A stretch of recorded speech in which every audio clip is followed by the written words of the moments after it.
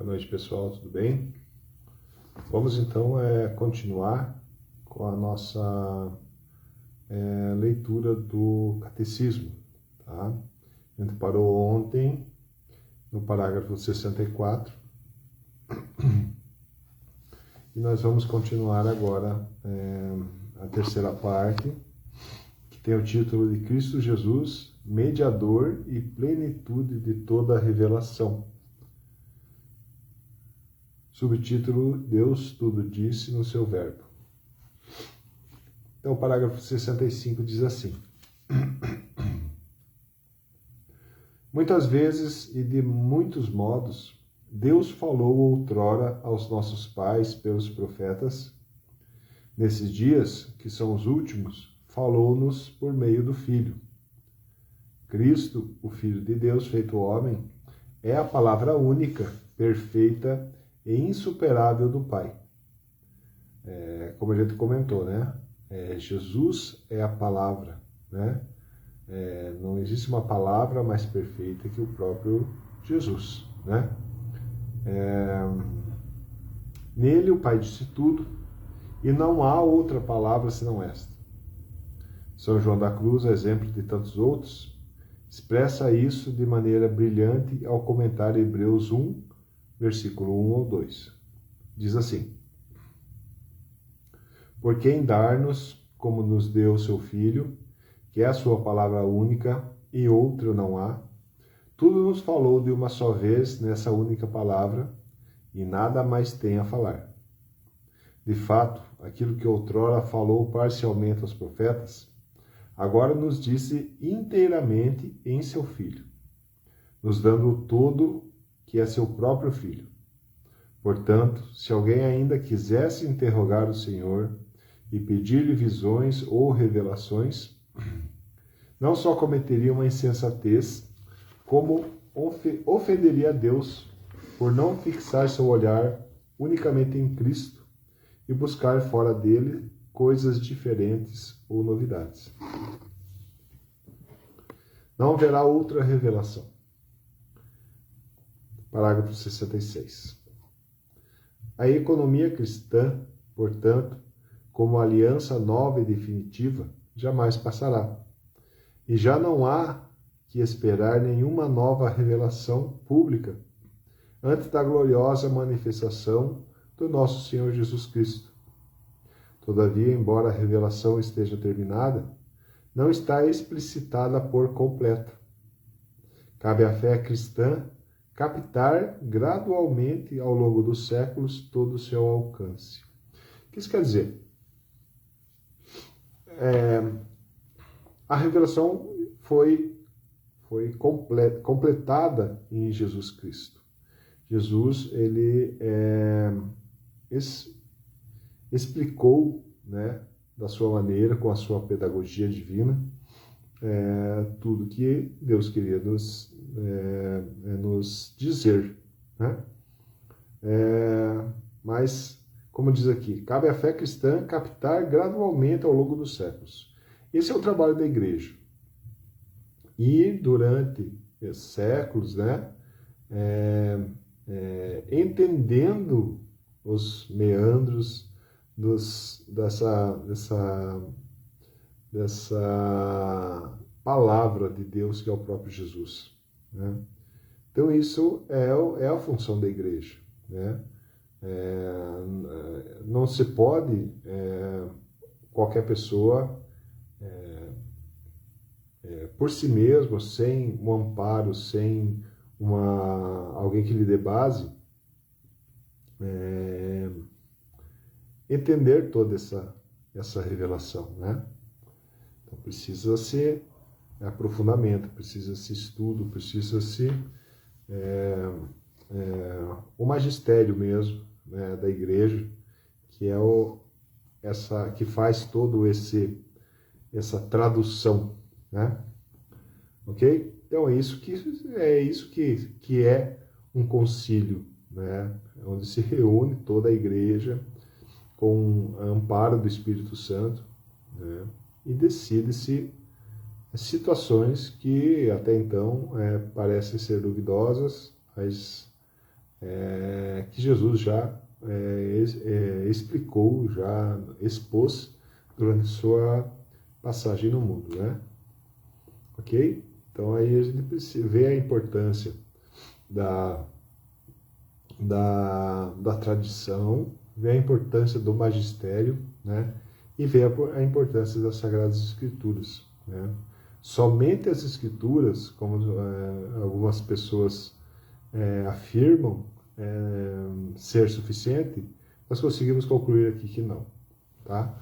Então, somente as Escrituras estamos sujeitos a errar, tá? Então, temos que ter bastante cuidado e responsabilidade com isso, né? E a igreja cuida disso muito bem, por sinal, tá? Seguindo. 67. No decurso dos séculos, houve revelações denominadas privadas. Algumas delas reconhecidas pela autoridade da igreja. Então, veja novamente a igreja fazendo essa peneira, vamos dizer assim, né? Identificando o que realmente é revelação divina e aquilo que não é, aquilo que é charlatanismo, né? Que acontece bastante, tá? Elas não pertencem, contudo, ao depósito da fé. A função delas não é melhorar nem completar a revelação definitiva de Cristo, porque isso já ocorreu com o Cristo, né? Mas ajudar a viver dela com mais plenitude em determinada época da história.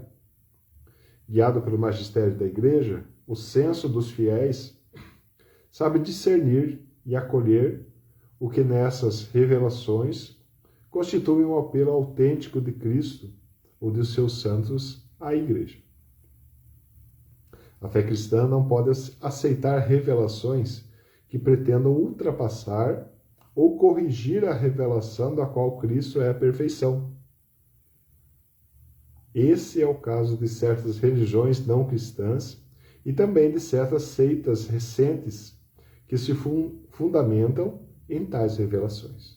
Mas essas revelações, entre parênteses, né?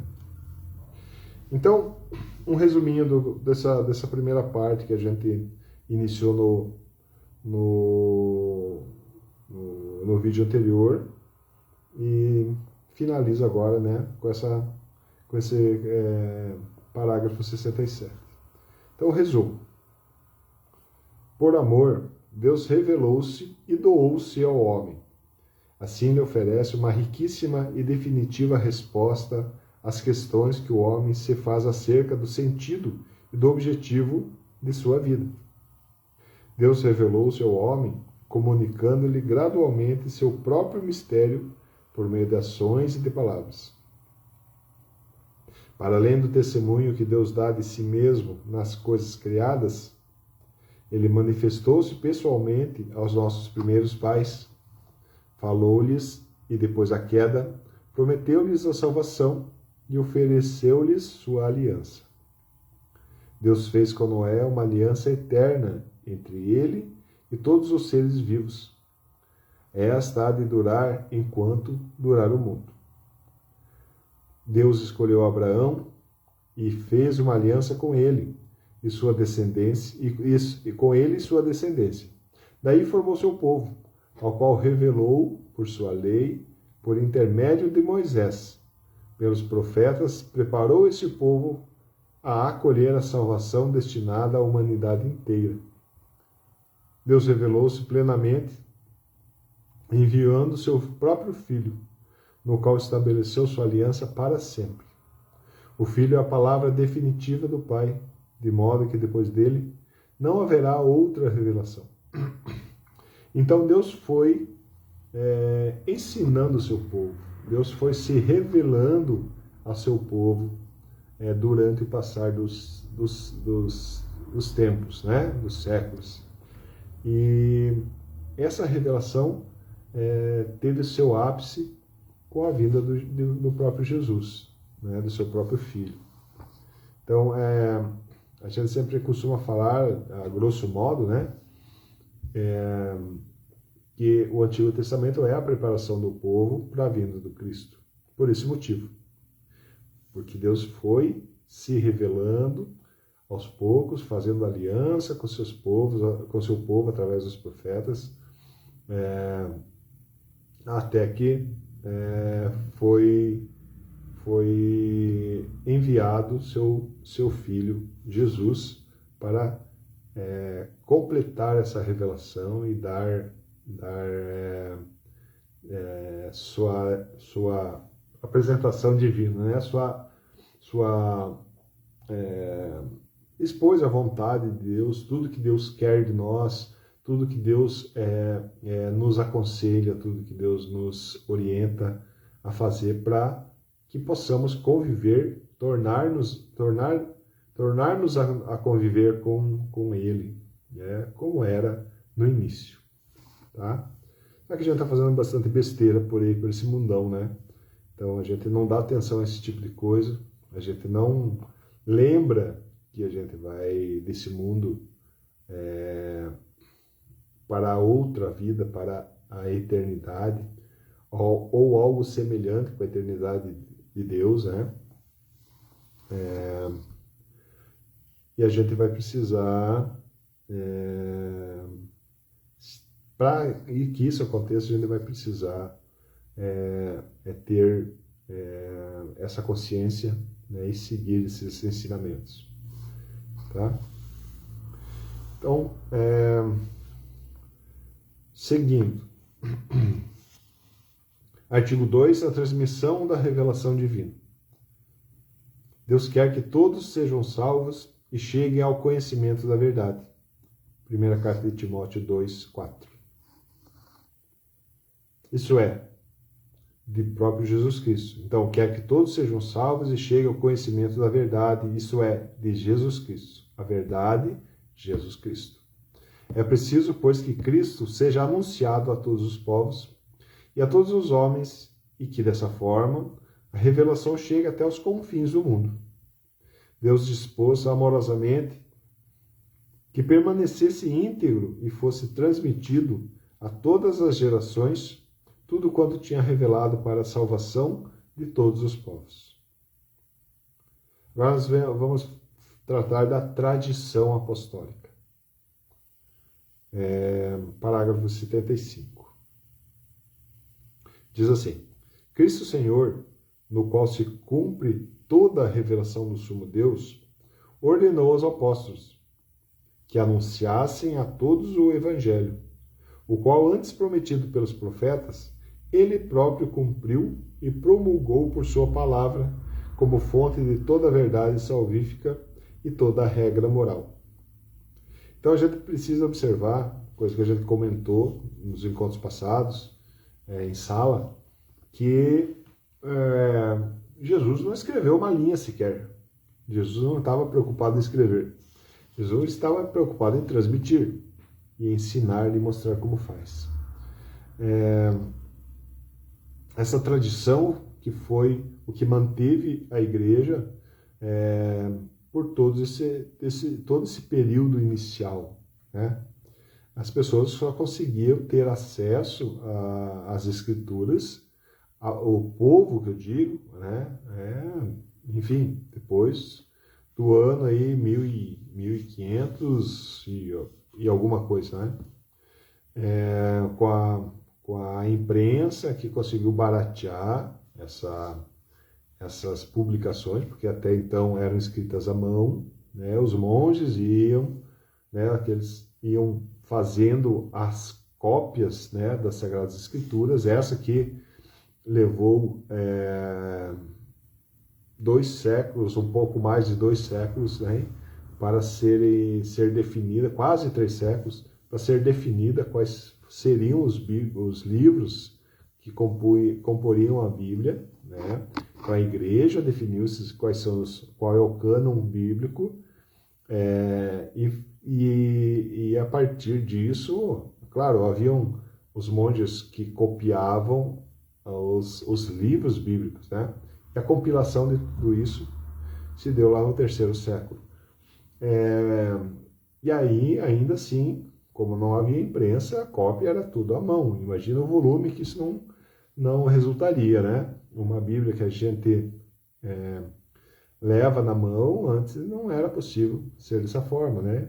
E para ter uma cópia dessa, só pessoas com poder aquisitivo muito alto, porque não era tão fácil assim ter. Então as pessoas tinham uma ignorância muito grande da palavra de Deus por conta disso, né? Só as homilias dos padres que faziam essa divulgação, né? E essa tradição também feita de pessoas para pessoas, né? De pai para filho, vamos dizer assim, né? Nas suas comunidades, nos seus grupos eclesiais, né? Então a tradição foi o que manteve viva a igreja no início, né? Não foi a Bíblia, né? Como alguns falam, né? Porque a Bíblia veio da igreja, não ao contrário, não a igreja que veio da Bíblia, né? Então a tradição manteve a Bíblia, aí o magistério definiu quais seriam os livros canônicos e aí montou-se a Bíblia. Então a Bíblia que todos nós usamos, católicos e protestantes, foi definido pelo cânon da Igreja Católica, né? E algumas pessoas tentam negar isso, mas historicamente é comprovado e não há como negar isso, né? Então é besteira, é bobagem você querer negar uma coisa que está evidente, tá? Enfim, então para nós termos essa noção de que a Bíblia não existia no início, né? Tá? E o que manteve a igreja foi essa tradição apostólica mesmo, né? Então nós somos Igreja Católica Apostólica Romana, né? Por conta disso, né? Seguimos os ensinamentos dos apóstolos, né? Ok? Inclusive a nossa Bíblia, ao questionamento, né? Por que a Bíblia católica tem mais livros? Isso comentei em sala semana passada. Por que a Bíblia católica tem mais livros que a Igreja Protestante, que a Bíblia Protestante? Mas o questionamento não é esse. O questionamento é por que os protestantes têm menos livros que a Bíblia católica? Porque a Bíblia católica é assim, não mudou desde o início, né? Quem retirou alguns livros que foram os protestantes, né?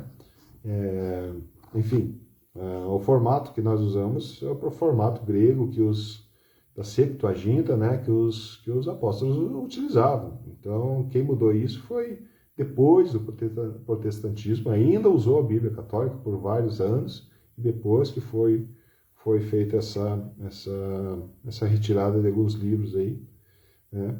Mas nós mantemos essa configuração aí desde o início, tá? 2000 anos já, né? Ou quase isso. Pessoal, então, seguindo, a tradição apostólica.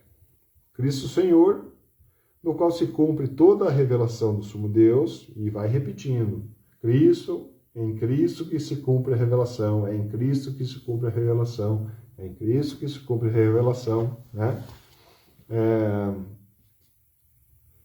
Ordenou aos apóstolos que anunciassem a todos o Evangelho, o qual antes prometido pelos profetas, ele próprio cumpriu e promulgou por sua palavra, como fonte de toda a verdade salvífica e toda a regra moral.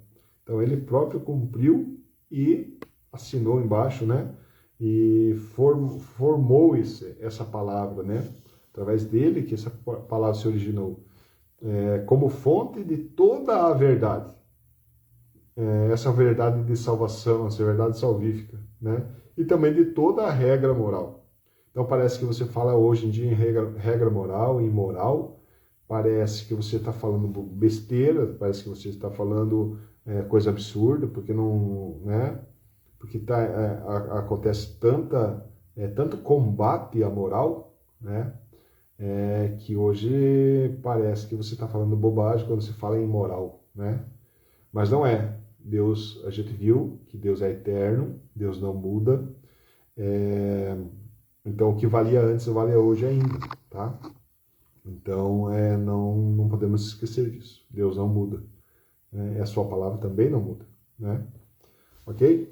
Então, não existe um pecado que era antigamente, que antigamente era considerado pecado, hoje não é mais, não existe isso. O que era antes continua sendo hoje, né?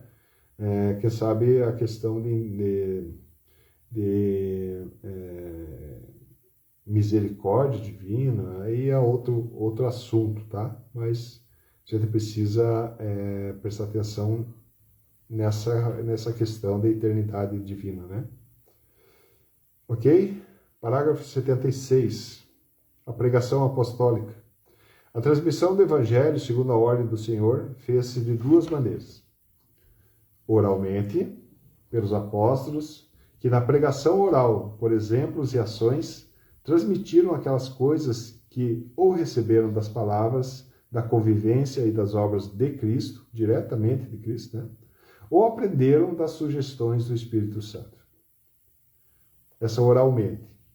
E por escrito, como também aqueles apóstolos e varões apostólicos que, sob inspiração do mesmo Espírito Santo, puseram por escrito a mensagem da salvação, né?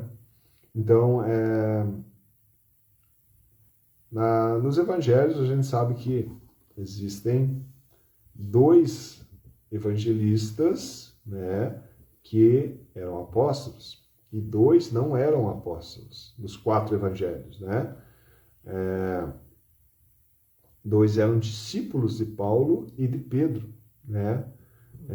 Que relatavam os acontecidos, o que esses apóstolos contavam, esses apóstolos passavam, viviam, né? E ensinavam. Então, os apóstolos iam fazendo essa pregação oral, esses ensinamentos de forma oral, e os discípulos iam anotando, esses 2 discípulos iam anotando, especialmente em Paulo e Pedro, ok? Então, isso é importante a gente saber também, né? Então, a palavra, se não veio diretamente do apóstolo, veio do seu discípulo direto, tá? Como a gente falou antes, inicialmente não se preocupava em registrar, né?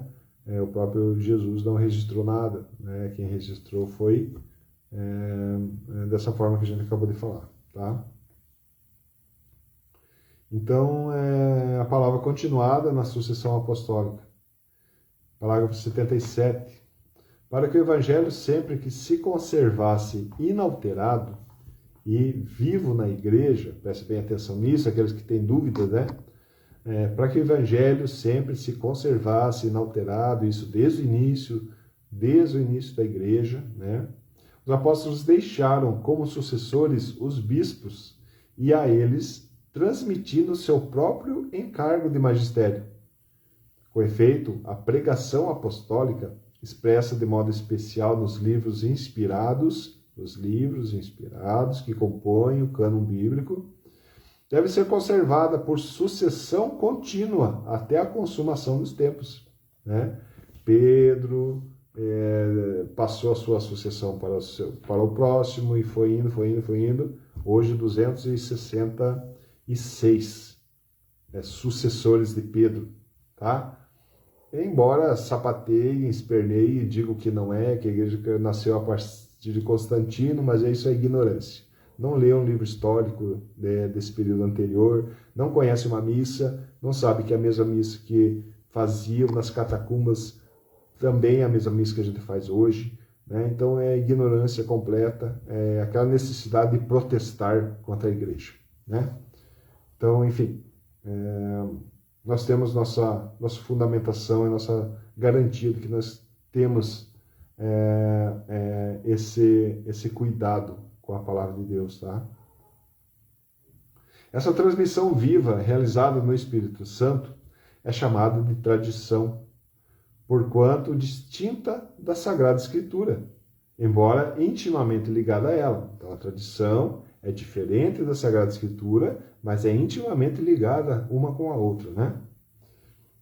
Por meio da tradição, a Igreja, em sua doutrina, vida e culto, perpetua e transmite a todas as gerações tudo o que ela é e tudo o que ela crê, né? Então, em sua doutrina, sua vida e sua liturgia, seu culto, suas missas, suas celebrações, batismo, casamentos, todas as celebrações sacramentais, né? Que não é valorizado fora da igreja, né? Mas infelizmente acontece isso, né? Não deveria ser dessa forma, deveria ser mais respeitado, inclusive por nós mesmos católicos, tá? E estamos meio que não dando devido valor aos sacramentos, né? Então, tudo isso, né? Perpetua e transmite durante as gerações tudo que a igreja é, tudo que a igreja crê. Né? Igreja somos nós, tudo que nós cremos, né? E tudo que nós somos, enquanto cristãos. O ensinamento dos Santos Padres testemunha a presença vivificante dessa tradição, cujas riquezas se difundem na prática e na vida da igreja crente e orante, que acredita e que reza. Assim, a comunicação que o Pai fez de si mesmo por seu Verbo no Espírito Santo, o Pai comunicou através do seu Filho, através da palavra, através do seu Verbo, Jesus Cristo, no Espírito Santo, a Santíssima Trindade, permanece presente e atuante na igreja, permanece hoje. O Deus que outrora falou mantém permanente diálogo com a esposa do seu dileto Filho e o Espírito Santo, por meio do qual a voz viva do Evangelho ressoa na igreja, a igreja, a esposa, né, do seu Filho, né? Ressoa na igreja e através dela no mundo. Leva os crentes à verdade toda e faz habitar neles abundantemente a palavra de Cristo. Então, essa questão de não ser só a orientação pela Escritura, né? A palavra de Deus é muito mais abrangente, muito maior do que apenas a Sagrada Escritura. Não dizendo que a Sagrada Escritura não tem valor ou diminuindo a Sagrada Escritura. Não é isso. É que são 3 elementos que compõem a nossa fé, né? A Sagrada Escritura é uma delas, o magistério e a tradição, que se sustentam em igual peso entre eles, né? Assim, a comunicação que o Pai fez de si mesmo por seu Verbo no Espírito Santo permanece presente e atuante na igreja, como a gente já falou, né? O Deus que outrora falou mantém permanente diálogo com a esposa do seu dileto Filho, a igreja, né? E o Espírito Santo, por meio do qual a voz viva do Evangelho ressoa na igreja e através dela, no mundo. Leva os crentes à verdade toda e faz habitar neles abundantemente a palavra de Cristo. Ok? Seguindo, próximo item. A relação entre a tradição e a Sagrada Escritura. Você vê que nos nossos encontros, 1h30 semanal é muito pouco para a gente tratar de todo esse tema, né? Então, a leitura do catecismo vai complementando aquilo que a gente já conversou em sala, tá? Então, vamos lá. Essa relação entre a tradição e a Sagrada Escritura. Uma fonte comum. Parágrafo 80. A tradição e a Sagrada Escritura estão entre si estreitamente unidas e em comunicação, pois, provindo ambas da mesma fonte divina, formam, de certo modo, um só todo e tendem para o mesmo fim, mesmo objetivo. Tanto uma como outra tornam presente e fecundo na Igreja o mistério de Cristo, que prometeu permanecer com os seus todos os dias até o fim dos tempos, né? Então, a tradição e a Sagrada Escritura fazem isso, né? Torna presente esse mistério de Cristo, né? Tornam viva essa promessa de Cristo, que Ele está conosco até o final dos tempos. 81. duas modalidades distintas de transmissão. Então, duas formas diferentes de transmitir, né? A Sagrada Escritura é a palavra de Deus por ser redigida sob a moção do Espírito Santo. Então, foram homens que escreveram, mas dirigidos pelo Espírito Santo, ok? E quem não tem fé não vai entender isso nunca, né? A base para isso é a nossa fé, né? Então a gente sabe porque o Espírito Santo age dessa forma, né? Para quem não tem fé, isso não tem sentido. Quanto à Sagrada Tradição, ela transmite integralmente aos sucessores dos apóstolos a palavra de Deus, confiada por Cristo Senhor, e pelo Espírito Santo aos apóstolos, para que, sob a luz do Espírito de verdade, eles, por sua pregação, fielmente a conservem, exponham e difundam. Aqui a palavra é fielmente, tá? Então ela conserva com fidelidade essa integralidade, né, da palavra de Deus. Daí resulta que a igreja, e a gente tem comprovação disso, a igreja estuda profundamente isso para que não se altere a palavra original, né? Ao menos chegar ao mais fiel possível da originalidade, né? Então, o grande trabalho da igreja nesse assunto é esse, manter a fidelidade da origem, né? Daí resulta que a igreja, a qual estão confiadas a transmissão e a interpretação da revelação, não deriva sua certeza a respeito de tudo que foi revelado somente da Sagrada Escritura. Não deriva sua certeza a respeito de tudo que foi revelado somente da Sagrada Escritura. Por isso, ambas devem ser aceitas e veneradas com igual sentimento de piedade e reverência. A tradição e a Sagrada Escritura devem ser aceitas e veneradas com igual sentimento, com igual respeito, com igual reverência, tá? Eles têm o mesmo peso. Tradição apostólica e tradições da igreja, tradições eclesiais. Então, qual é a diferença entre a tradição apostólica e a tradição eclesial? Tradição da igreja, né? Parágrafo 83. A tradição da qual aqui falamos, que é com T maiúsculo, né, é a que vem dos apóstolos e transmite o que esses receberam do ensinamento e do exemplo de Jesus, e o que receberam por meio do Espírito Santo. Tradição com T maiúsculo. Com efeito, a primeira geração de cristãos ainda não dispunha de um Novo Testamento escrito. E o próprio Novo Testamento atesta o processo da tradição viva. Então, no próprio Novo Testamento, a gente vai ler e vai encontrar essa tradição, né? Configurada ali, exposta ali, né? Dela é preciso distinguir as tradições teológicas, disciplinares, litúrgicas ou devocionais sugeridas, a tradição com T minúsculo, ao longo do tempo nas igrejas locais, né? Nas dioceses, né? Vamos dizer assim, hoje a gente trata como diocese, né? Constituem elas formas particulares sobre as quais a grande tradição, com T maiúsculo, a tradição dos apóstolos, recebe expressões adaptadas aos diversos lugares, a diversas épocas. Então, um evangelho foi escrito, direcionado para o povo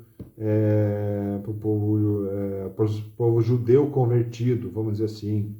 Outra escritura foi direcionada para o povo de linguagem grega, aquele povo do norte da África e tal. Então, tem a linguagem, o formato que aquele povo entenda, né? Sem afetar sua mensagem, né? E ao longo dos tempos, ao longo do passar das épocas aí também, né? Essa adaptação, esse ajuste aí, né? À luz da grande tradição, elas podem ser mantidas, modificadas ou mesmo abandonadas, sob a guia do magistério da igreja. Então, é o magistério da igreja que vai definir isso, né, garantindo com que a sua mensagem não saia da fidelidade, tá? E a interpretação. Parágrafo 84. O depósito da fé confiado à totalidade da igreja. Então, esse depósito da fé, essa fidelidade da mensagem de Jesus Cristo, né? Essa responsabilidade da igreja de manter esse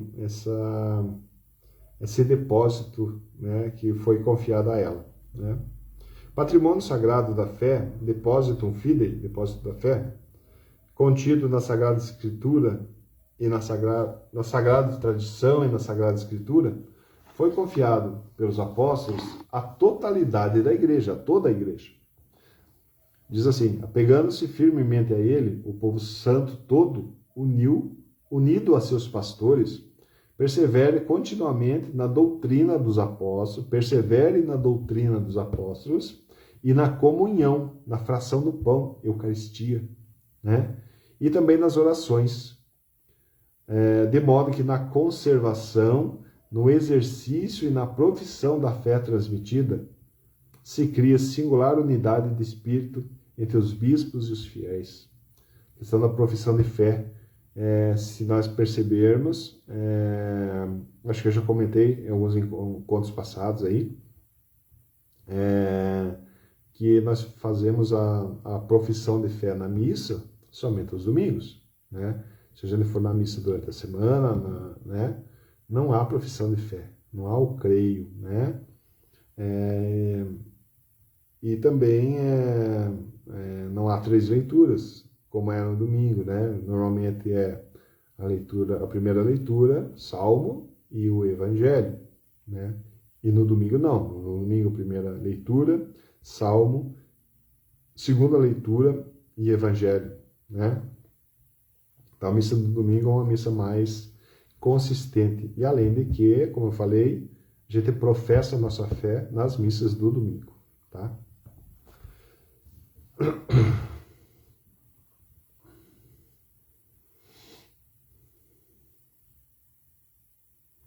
Magistério da Igreja, o 85. Ofício de interpretar autenticamente a palavra de Deus escrita ou transmitida foi confiado unicamente ao magistério vivo da Igreja, cuja autoridade é exercida em nome de Jesus Cristo. E exercida em nome de Jesus Cristo, aí nós lembramos do sacramento da ordem, né? Sobre o qual o sacerdote ele está em persona Christi, né? Em alguns momentos, em alguns atos, né? Está na pessoa do Cristo, do próprio Cristo, né? Isso é o Espírito Santo agindo, né? Através do sacramento da ordem, né?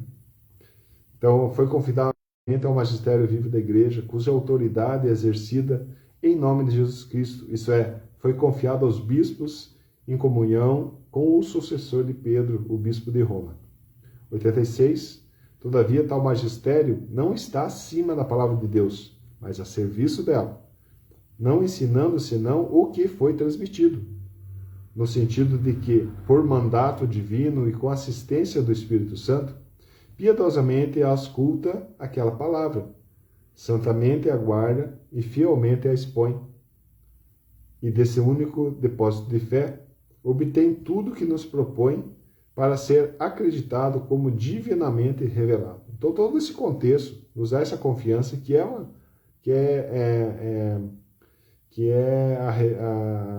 resulta nessa revelação. Mas, claro, nós precisamos de todo esse contexto, toda essa interpretação, todo esse depósito da fé, para que nós consigamos realmente entender essa revelação, né? Os fiéis, lembrando-se da palavra de Cristo aos seus apóstolos, diz assim: quem vos escuta, a mim escuta. Então, recebem com docilidade esses fiéis, lembrando da palavra de Cristo aos seus apóstolos, recebem com docilidade os ensinamentos e as diretrizes que seus pastores lhe dão sob diferentes formas. Ok? Esse é o parágrafo 87. Vamos encerrar por aqui por hoje, tá? Depois a gente vai tentando todo dia um pouquinho fazer essa leitura do catecismo e tentar entender, né? E a gente vai nos encontros da catequese, a gente vai em sala discutindo e conversando sobre isso, tá? Pessoal que não é da turma de catequese esse ano, pessoal das turmas anteriores aí, venham, participem conosco, né? Estão convidados a participar em sala também, né?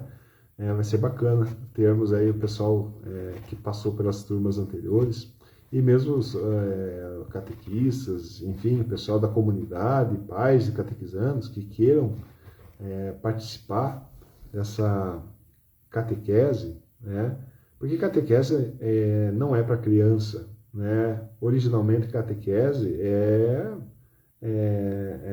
um trabalho com adultos, né? Com os chefes das famílias, o pai e a mãe, que por consequência levavam seus filhos, né, também para o batismo, para a conversão, né? Então catequese não é coisa de criança, como podem pensar, né? Tanto é que o Papa semanalmente, né, dá a sua catequese, né, para toda a igreja, né? Então não vamos entender catequese somente a questão das crianças, né? Muito pelo contrário, nós adultos conseguimos entender muito melhor, conseguimos interpretar melhor os fatos e os ensinamentos, né, da igreja. E isso é muito importante. As pessoas que passam pela catequese já adultos têm uma outra visão de todos esses assuntos aí, né? Então, estão todos convidados, ok? Valeu, gente. Então, amanhã a gente continua aí com a sequência da leitura aí, ok? E qualquer dúvida que vocês tenham, podem mandar aí comentários e questionamentos aí no grupo aí, ou melhor, nos comentários aí do vídeo, ok? A gente vai tentando responder e, enfim, vamos conversando. Ok, gente? Boa noite, Deus abençoe todos vocês. Até amanhã. Tchau, tchau.